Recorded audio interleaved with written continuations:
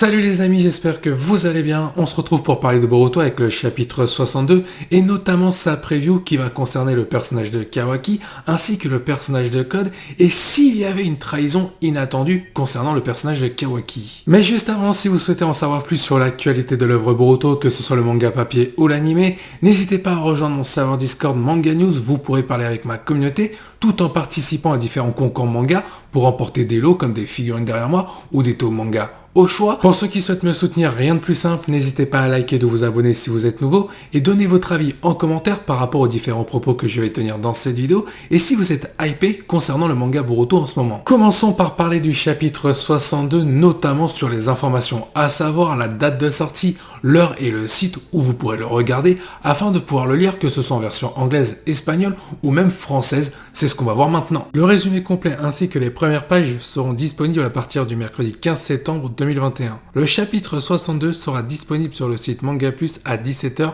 le samedi 18 septembre 2021 en version anglaise et espagnole. Pour la version française du chapitre, il faudra attendre entre le 19 et le 20 septembre 2021 pour pouvoir le lire sur le site Boruto France. Comme vous pouvez le constater, il ne faudra pas se tromper lors du mois de septembre car le chapitre 62 sortira le 18 du mois au lieu du 20 comme le mois d'août pour le chapitre 61. Je vous propose désormais de passer à la preview du chapitre 62 qui se trouvait notamment à la fin du chapitre 61. La preview du chapitre 62. Kawaki a disparu d'un coup et Code s'est pointé à l'aube d'un bouleversement majeur. Même si cette preview est assez courte, n'hésitez pas à donner votre avis en commentaire sur ce que vous en pensez. Bien, il est temps maintenant de parler des intentions de Kawaki car comme on l'a découvert à la fin du chapitre 61, celui-ci s'est enfui du village de Konoha en déjouant la sécurité pour certainement aller retrouver le personnage de Code qui lui va aller à la rencontre de Kawaki. Mais quel est donc le véritable plan de Kawaki? Comme il l'a dit dans le chapitre 61, il va poser une question à Code, mais pour moi c'est une action suicidaire car même si le personnage de Code répond oui ou non,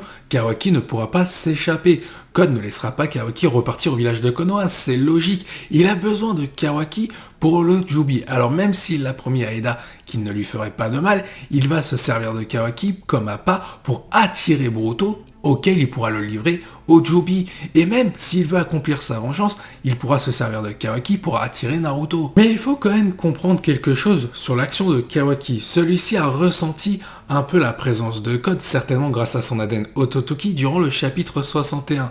En quittant le village de Konoha, Kawaki vient de le sauver en pleine nuit, car Code, Eda et Demon étaient à proximité et étaient en train de faire du repérage sur la façon d'attaquer le village de Konoha. Donc si Kawaki n'avait pas exécuté cette action suicidaire, Code aurait certainement attaqué. Toutefois, il va y avoir un effet boule de neige concernant l'action de Kawaki en quittant le village de Konoha. Comme je l'ai dit précédemment, Boruto va se lancer à sa poursuite pour le sauver des griffes de Code. Mais techniquement, Naruto va envoyer une équipe. On pourrait d'ailleurs retrouver dans cette équipe Sarada, Mitsuki, car on sait si Boruto part à la poursuite de Kawaki, Mitsuki suivra Boruto et Sarada suivra Mitsuki et Boruto parce que c'est son équipe. On pourrait d'ailleurs revoir une mise en avant de Konohamaru vu que c'est l'équipe 7 qui est concernée. On pourrait même se retrouver avec un scénario type à la Naruto qui allait chercher Sasuke. Là, on va retrouver un Boruto versus Kawaki qui lui veut fuir le village de Konoha en attirant les problèmes avec lui et non sur Naruto. Et de l'autre côté, on aurait le reste de l'équipe 7 composée de Konohamaru, Mitsuki, Sarada qui vont affronter l'équipe de Code.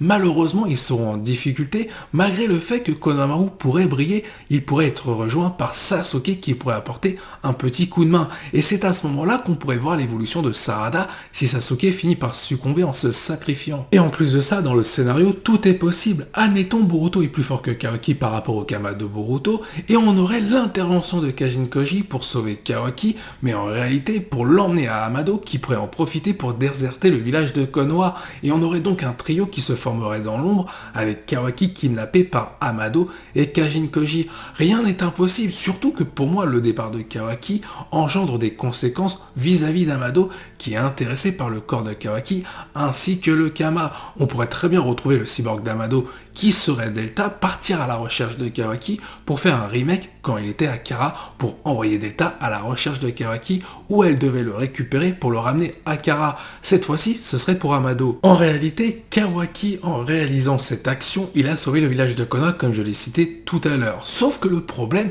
il a peut-être précipité le monde Shinobi vers sa défaite beaucoup plus rapidement que prévu.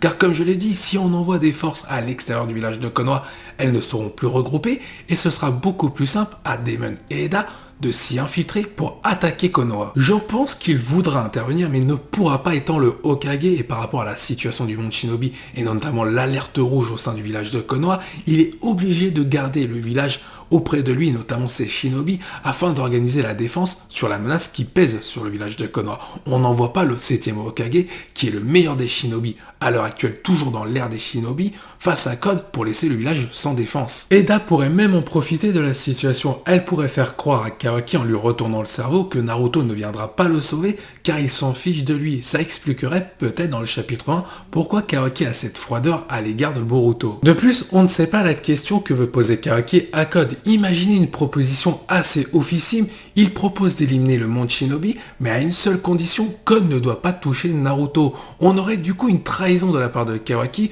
pour protéger Naruto. Le scénario pourrait être très intéressant concernant ses intentions. Maintenant, nous allons parler de ce bouleversement majeur qui va avoir lieu dans les futurs chapitres, et il pourrait commencer dès la fin du chapitre 62, car je pense que maintenant le combat final avant l'ellipse, c'est-à-dire la fin de la première partie de l'histoire de Boruto, se passera en dehors du village de Konoha. Au vu des derniers chapitres et ce qui va se produire dans la suite de l'œuvre Boruto, ça ressemble au scénario de Naruto quand celui-ci était parti à la poursuite de Sasuke avec les ninjas d'Oto. Là, on va se retrouver clairement avec des petits combats avant d'arriver au climax, Boruto versus Kawaki. Ça va permettre pas mal de choses, de mettre en avant la jeune génération, peut-être Shikadai et Inojin qui feront partie du voyage, ou alors Mitsuki et Sarada. On pourrait même retrouver des mises en valeur en termes de développement concernant Sasuke et son héritage envers Sarada pour les Uchiwa et envers les Shinobi pour Boruto. Et là, on pourrait même voir Boruto se faire contrôler par Momoshiki face à Kawaki lors du combat final avant l'ellipse, et un Kawaki pour être au même niveau récupérer son Kama d'une manière assez inattendue mais totalement logique. Souvenez-vous, Amado avait administré par l'intermédiaire de Sumire un produit dans le bras de Kawaki pour le soigner. Il n'est pas impossible que ce produit-là permette d'alimenter le retour du Kama chez Kawaki. Plein de mystères vont entourer les futurs chapitres de l'œuvre Boruto, et le chapitre 61 ouvre pas mal de portes. Qu'en pensez-vous en commentaire? Qu'est-ce que vous pensez qui va arriver dans le chapitre 62 pour le personnage de Kawaki? Et l'évolution de Boruto pourrait-elle démarrer à ce moment-là pour une mise en avant beaucoup plus importante dans la deuxième partie de l'histoire de Boruto après l'ellipse? Je veux tout savoir en commentaire. Je vous dis à la prochaine, portez-vous bien et n'oubliez pas que la volonté du Kate soit avec vous.